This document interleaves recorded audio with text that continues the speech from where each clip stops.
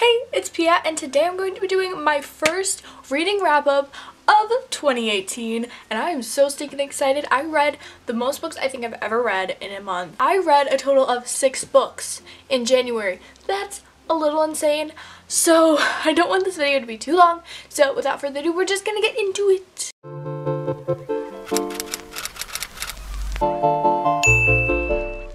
Seen any of my wrap-ups before in the order in which I read the books. The first book that I read in 2018 was Harry Potter and the Prisoner of Azkaban, which is the 3rd book in the Harry Potter series, if you were unaware. This is my hardcover that doesn't have a dust jacket. I freaking love this book so much. This was definitely my favorite Harry Potter I've read to date. I love Sirius Black, and I just love the plot of this one. It was so good. I gave this 5 out of 5 stars, and the emoji rating for today is, I'm just gonna make it random.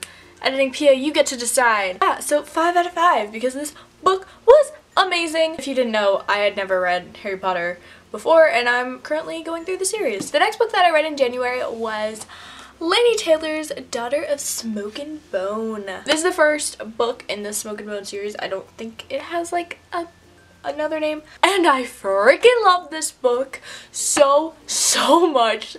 I gave it a 5 out of 5 stars, which a lot of these are like 5 out of 5 star books because I loved what I read. I previously read A Night of Cake and Puppets, which is a companion novel to the series, without reading the series before, just because I thought it was cute, and it was so good, and it tied into this book so nicely. It was so amazing, and I love Laini Taylor's writing. It's so beautiful.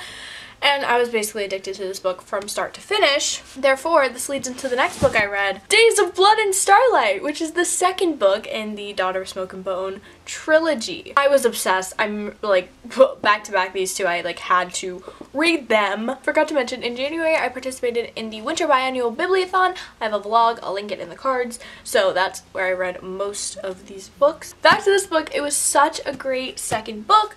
I did not love it as much as the 1st book. I thought the beginning was a little slow. It was adding more characters, putting in different perspectives, and I didn't love it as much as I loved the 1st one, but towards like the middle to the end, it started picking up again and becoming more action-packed, and I really liked that.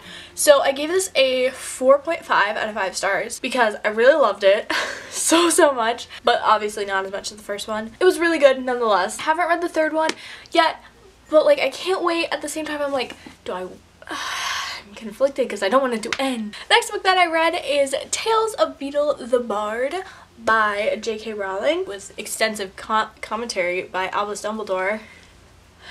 I loved this book. This was so nice. It's super short. It's like just a companion novel to the Harry Potter series, and it's like 100 pages. And it was so sweet. It's just a bunch of like fairy tales that were supposed to have been told to the young wizard kids. And then it has some commentary from Dumbledore, like explaining it, telling why, like what people's reactions to it were. And it was so much better than I thought. Like I knew I was gonna like it because I love Harry Potter, but it was so deep. Like the commentary that's like from Dumbledore was like connecting it to like, I don't know, this like real world stuff that was like super deep. So I gave this a 5 out of 5 stars because on the surface it doesn't seem like a 5 out of 5 star read, but I feel like I could go back to this book when I'm needing a little help, and it just is, it's so like nice. I don't know, it's hard to explain, but it's really good and I liked it a lot. The next book that I read has quickly become one of my all-time favorite books, and this one is just so like, oh.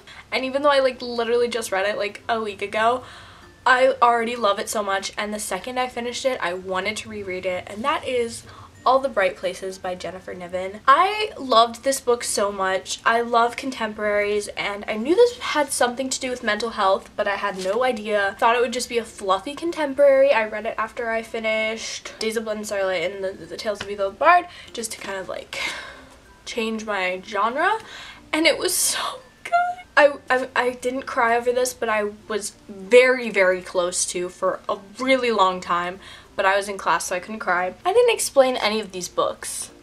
I'm sorry. The main characters are Finch and Violet. They're both teenagers, 17 I believe, and Finch is dealing with depression, bipolar disorder, and suicidal thoughts. Violet is dealing with some like PTSD and loss and trauma. They like meet in the weirdest way and have this unlikely bond, and it's so sweet, and that's not even the best part. It's just, I love books that I can relate to, and this was so close to home for me, and I just related to Finch so much. I'm so emotional about this book. It's like someone finally got me, and but I don't want to mess up my hardback, so I'm going to buy a paperback so I can like literally destroy it with highlighting and notes and things. But if you have not read this book, please read it. Just please. For me. It's so good! Obviously that was 5 out of 5. The last book that I read in January was Otherworld by Jason Segel and Kristen Miller. This came out in October. It's centered around the main character Simon, and it's in like a very, very near future world where there's this giant company called The Company, and they basically make like everything, and they made this virtual reality game called Otherworld, and it's being beta tested. Is that spoiling it?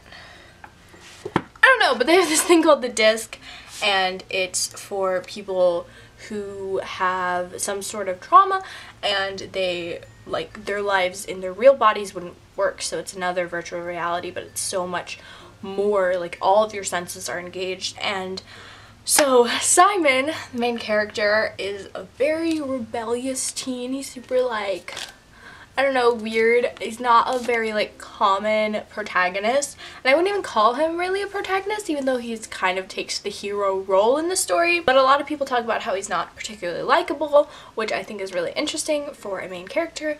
And then there's also his best friend, who they're basically in love, and I love them.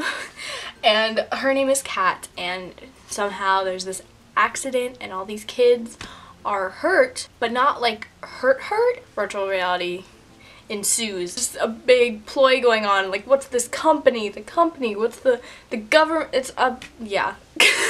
That was my description of this book. I really liked this book, and I love Jason Segel so much.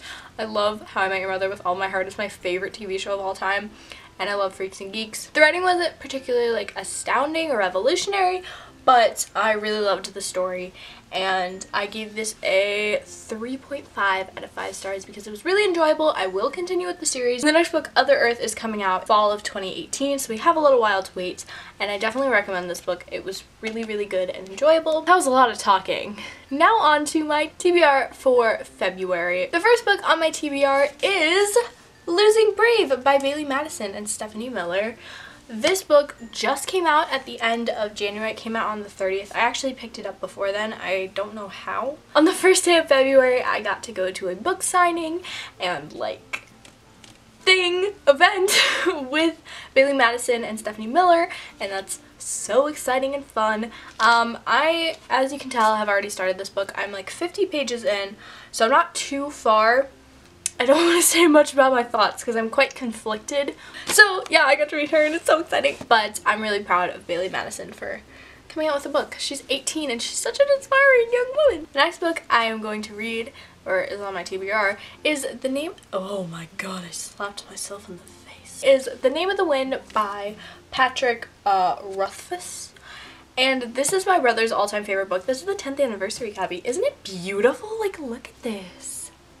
And he's always talking about it. Yeah, so basically if I don't read it, I'm dead. It's so long and like thick and daunting. Yeah, this is the main book that I want to read in February. And I mean, Lin-Manuel Miranda is quoted on the back. That's when you know a book is good. This book is so heavy. Like, I'm done. You're too heavy for me. I also really want to read the 4th Harry Potter book, which is Harry Potter and the Goblet of Fire, and I'll probably end up reading that. And I don't know really what else I want to read.